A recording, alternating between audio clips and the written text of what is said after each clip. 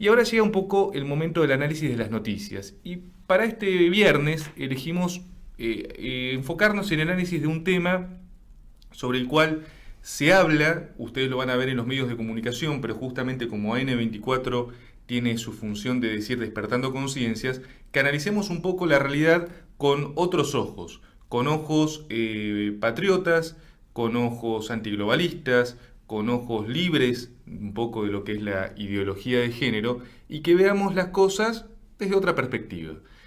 Vamos a tomar un caso. Específicamente, hace unas pocas horas atrás, un sonriente Biden dice: América ha vuelto, ¿no? Anunció que eso era, digamos, un poco un remedo de la famosa frase de Terminator, ¿no? I'm back, he vuelto.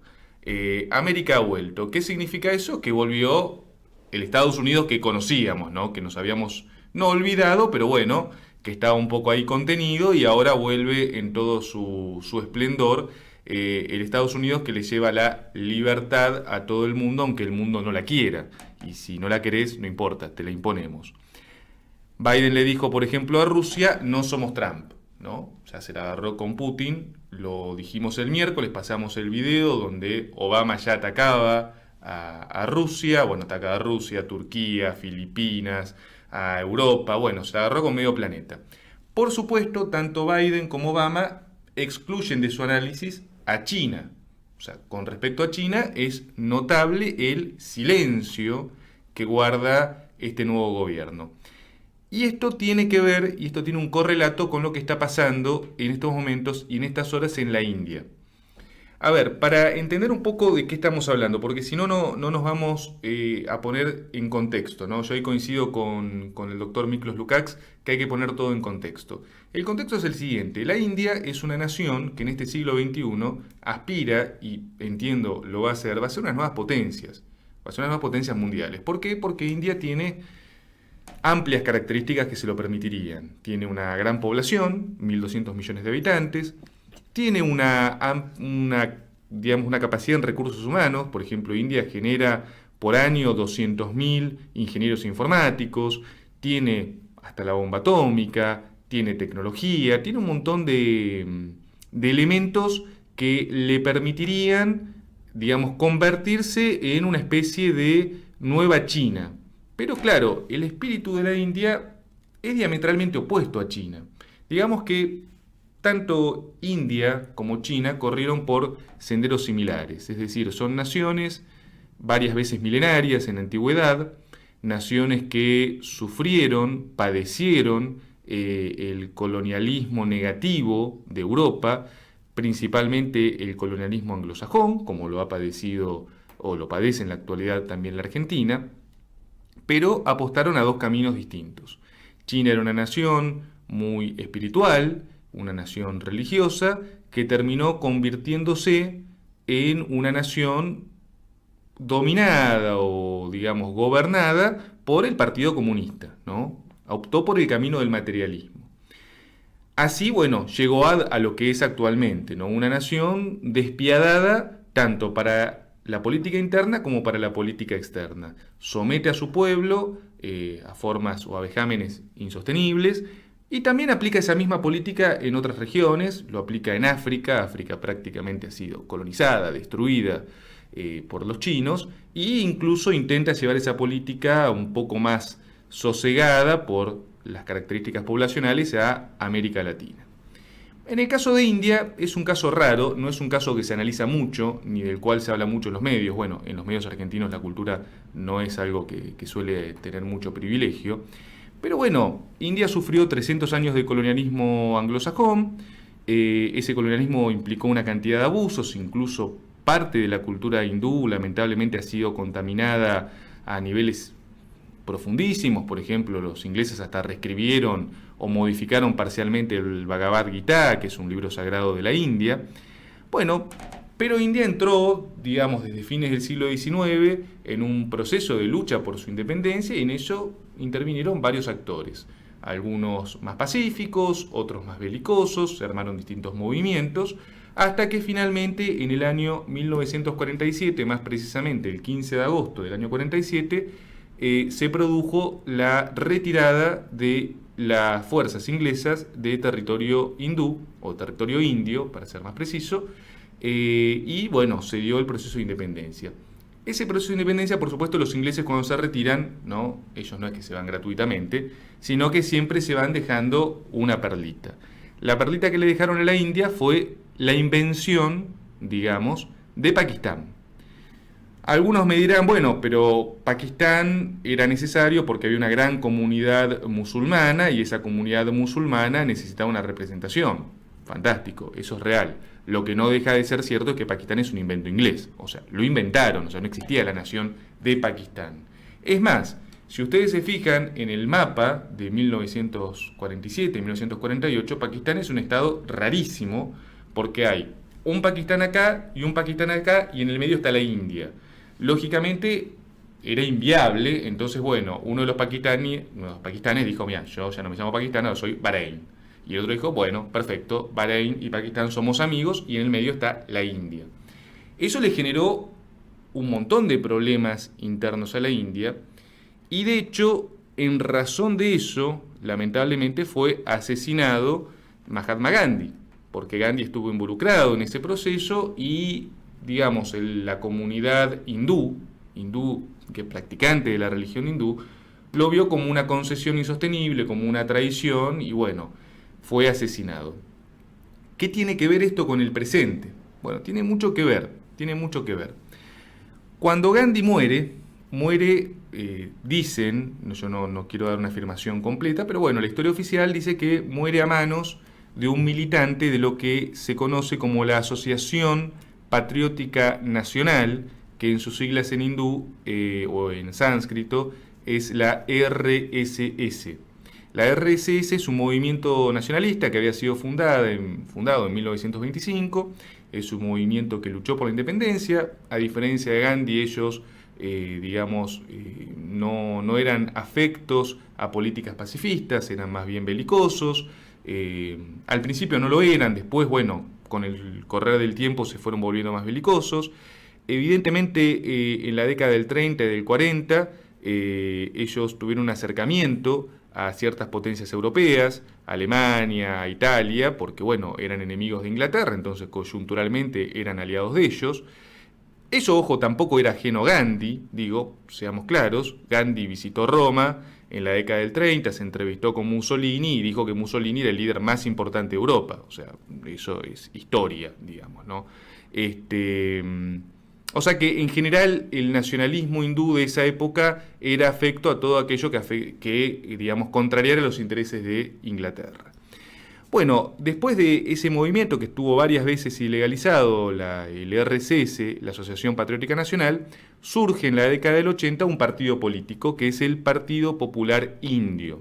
El Partido Popular Indio empezó a ascender con el correr del tiempo y finalmente se hizo con el poder en este siglo. Y en este momento es el Partido Popular Indio, que es por sus siglas en su idioma original, es el BJP, más el RSS son un poco el poder, digamos, y el gobierno en la India. Y desde hace unos años están implementando una política que se llama la política del Hindutva.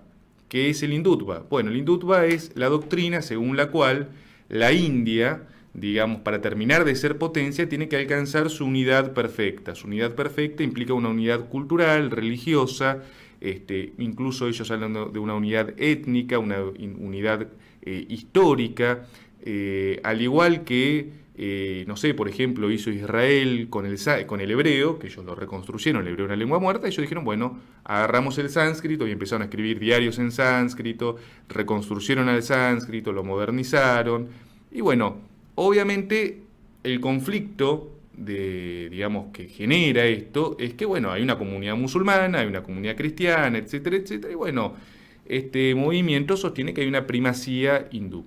¿Es discutible? ¿No es discutible? No lo sé.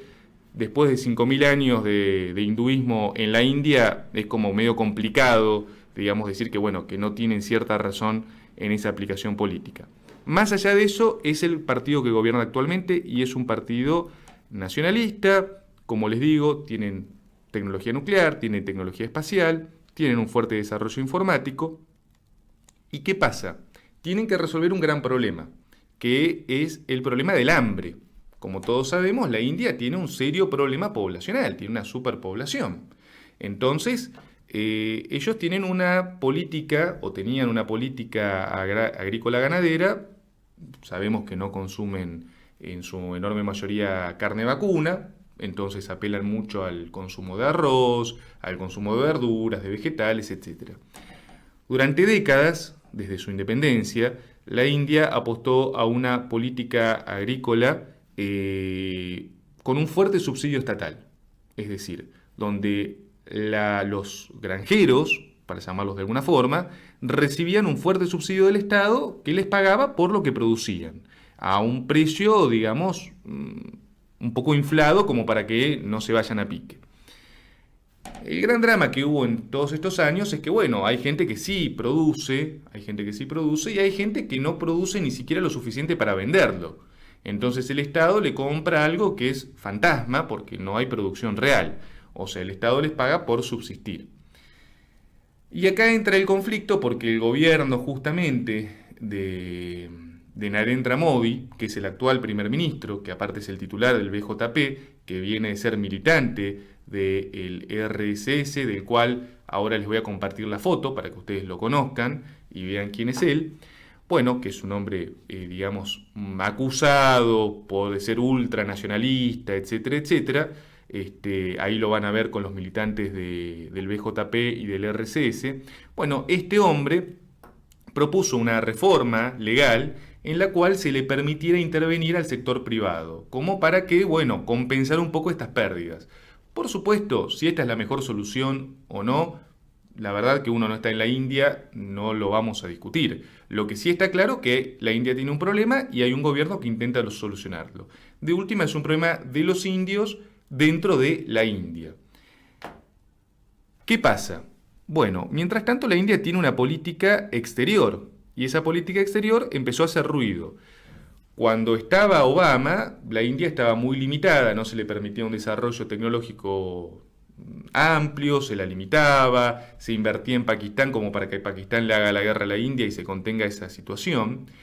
Durante el gobierno de Donald Trump hubo un florecimiento del gobierno de Narendra Modi.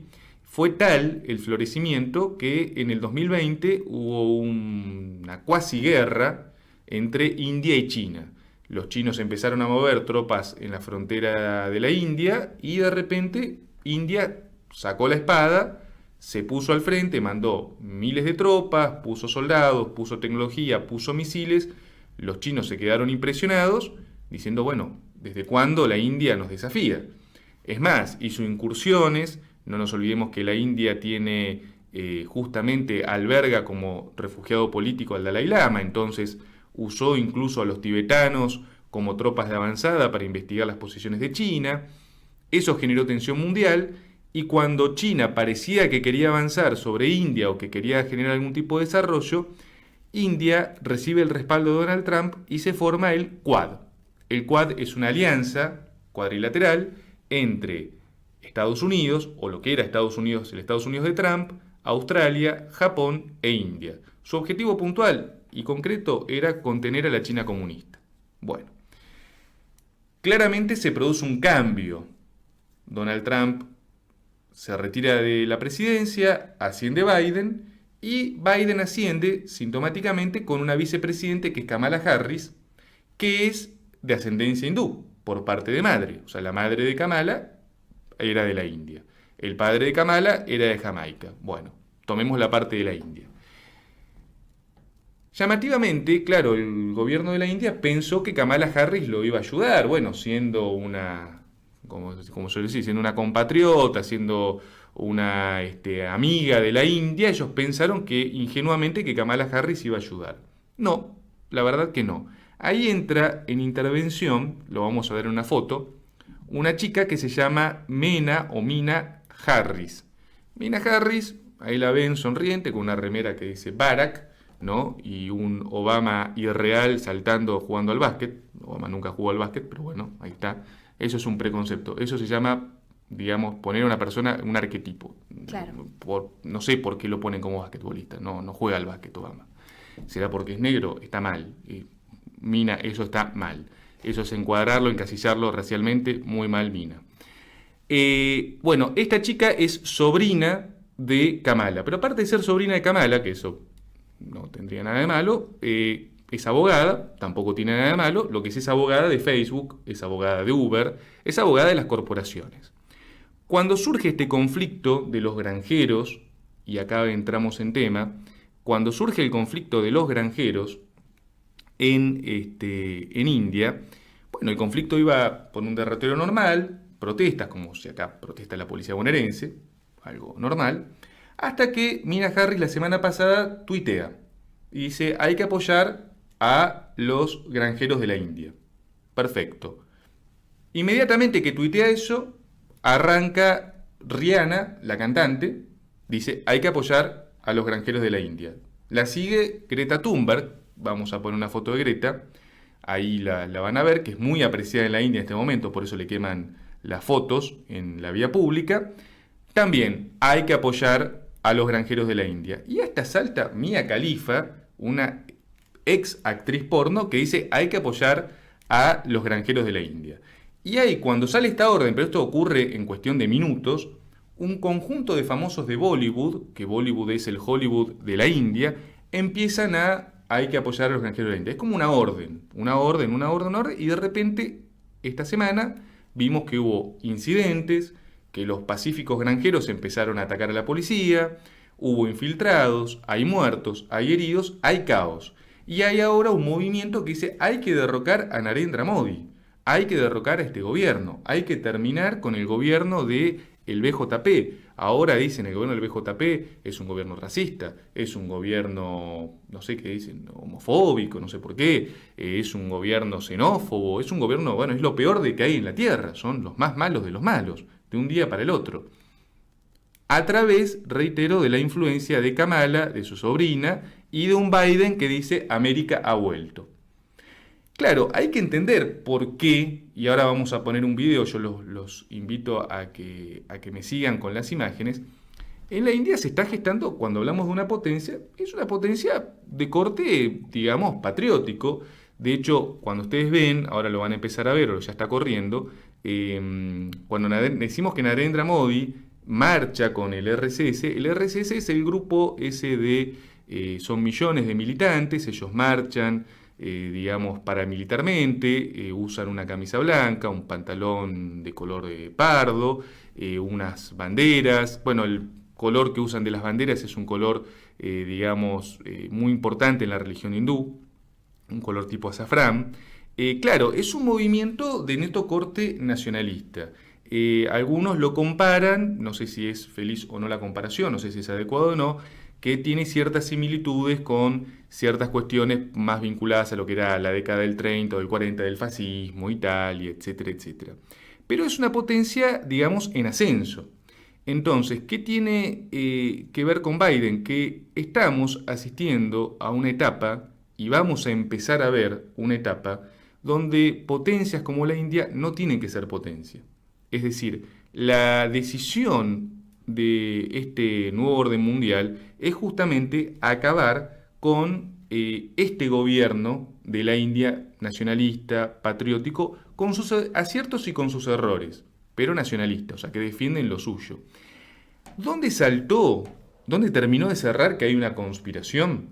Bueno, ustedes saben que está Greta, ¿no? Todos la conocemos, Greta Thunberg, una chica que ahora tiene 18 años. Feliz cumpleaños, Greta, te felicitamos. Y bueno, como toda chica de 18 años, no es bastante ingenua. Entonces en un tuit, mejor dicho, Greta posteó algo que se llama Toolkit, caja de herramientas, en una traducción, digamos, literal. No, ella lo que posteó el Toolkit era ni más ni menos que la guía de cómo protestar. O sea, instruyó a los manifestantes hindú de la India, a los granjeros, cómo manifestarse. Y dio todo un detalle de cómo manifestarse. Claro, cuando la policía de la India detecta esto, Greta borra el mensaje. Alguien le dijo, mirá, pareces tonta, sos tonta. La verdad que, ¿cómo posteaste el plan nuestro en Twitter? ¿Qué tenés en la cabeza? Bueno, Greta no sé qué habrá dicho alguna pavada en sueco. Y la policía dice, bueno, efectivamente estamos ante un movimiento organizado que está buscando desestabilizar al gobierno. Y acá están las pruebas. Bueno, esto que está sucediendo en este momento en India es algo que lo vamos a empezar a ver en otras naciones.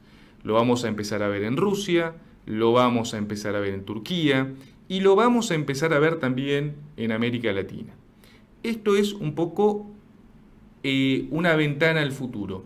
Cuando ustedes lean el conflicto de los granjeros de la India y los medios tradicionales les quieran vender que es un simple conflicto entre gente que cultiva arroz contra un gobierno que no los deja cultivar arroz, les están mintiendo.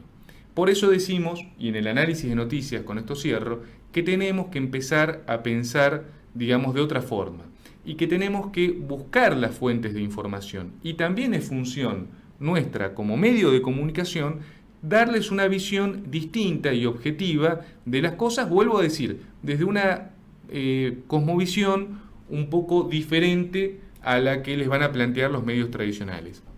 Así que bueno, ¿cómo se va a resolver el conflicto de India? Bueno, el tiempo lo dirá, pero sepamos que cuando se producen este tipo de hechos, como ha explicado Miklos, Lukács en otros aspectos, hay una agenda en curso y debemos saber que tenemos que estar preparados para enfrentarla y para analizar los hechos con otra visión.